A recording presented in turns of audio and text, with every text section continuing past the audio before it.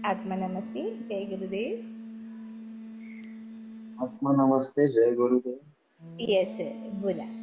ओंकार साधनेमधला तुमचा 3Dचा 5Dचा प्रवास कसा झालेला आहे, काय अनुभूती आहे तुमच्या, आणि कसं वाटतंय ॲक्च्युली तुम्हाला? ऍक्च्युली ओंकार साधना तिचा मी आता तुम्हाला प्रत्यक्ष मी तुमच्याशी बोलतोय, हा फायदा इथूनच सुरू होतो. ओके. म्हणजे हा सगळ्यात मोठा फायदा आहे हां की मी बोलतोय.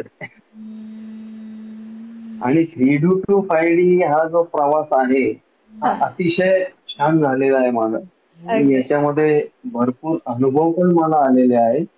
हां ऍक्च्युली कसं आहे की मी 12 वर्षापासून ओम ओम ओंकार करत होतो, हां. ओंकार ऐकत होतो, परंतु ते जस्ट मेकॅनिकल होतं असं मला वाटतं की करायचं ओके. या पर्टिक्युलर वेळेला करायचं.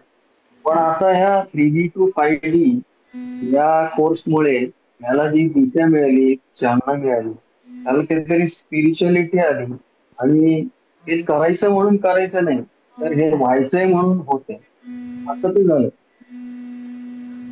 हा माझा एक अनुभव त्यातला फार मोठा आहे. हां. आणि हे करून घेतलं जातं, हे आपण करत नाहीये की मी करत नाहीये, हे करून घेतलं जातं, हे बरोबर, हे होतंय, करून घेतलं ऑटोमॅटिक होतंय. हां. हा, हे करून घेतलं जातं, हे सहजतेने मी गोष्टी करत करायला नाहीये. लागतात. वा आणि छान. सहजतेने होतंय आणि हां. त्यावेळेला ते होतंय. ऍक्च्युअली बरोबर. ती वेळ साधून येत माझ्या कामाच्या शेड्यूल मध्ये. ती वेळ कशी साधून येते, कशी निघते मलाही माहिती नाहीये, पण ती होतीये. बरोबर, खूप सुंदर. आणि हा 5 दिवसाचा प्रवास एकदम, हा एकदम माझा व्यवस्थित आणि वेळेवर झालेला आहे.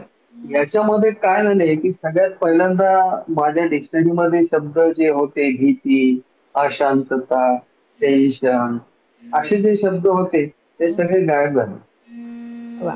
एक त्याच्यामध्ये मनाची जी प्रसन्नता आहे किंवा जे मी आता सांगितलं भीती आणि हे सगळे ते प्रकार कमी होऊन एक माझ्यामध्ये एक वेगळी ऊर्जा तयार झाली. की जी स्वप्नात आपण सकाळी झोपेत उठून जी जागृती असते त्याच्याऐवजी ही जी जागृती आहे जीवनातली ती एक वेगळी जागृती आहे. आणि ह्या जागृतीमुळे जे बदल घडतायत, जे होत आहेत, तो प्रत्यक्ष अनुभव मी घेतला. आता यातले काही बदल जे होत आहेत ते काही प्रत्यक्ष बदल होत आहेत, काही अप्रत्यक्ष बदल होत आहेत. तर प्रत्यक्ष बदल जे आहेत ते बदल आपण किती वर्णावे ह्याला काही शब्द नाहीये, ते अच्छा. होत आहेत. आणि काहीच कळत पण नाही. काही कळत नाही, काही कळतंय की हे याच्यामुळे झालंय, याच्यामुळे झालंय, आणि आपण असा विचार करायला लागतो की बाबा हे ओंकारामुळे सगळं होतंय. ते आपण करत नाहीये, हे ओंकारामुळे घडत जातंय, होतंय. हा प्रत्यक्ष अनुभव तर येतोच आहे.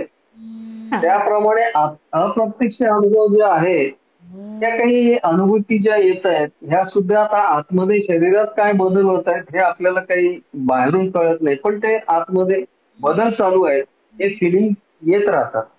शरीरातला जडपणा जातो, जो मसल्स मध्ये टाईटपणा असतो, आळस आहे, हे सगळे जे प्रकार आहेत हे हळूहळू हळूहळू कमी होत आहेत. नव हा चैतन्य. फार मोठा अनुभव या 5 दिवसांचा मला आहे. छान. नवचैतन्य यातमधनं निर्माण होतोय आणि एक नवीन म्हणजे आपला जन्म होतोय असं वाटायला लागतं. वा, नवीन जन्म होतोय. सुंदर.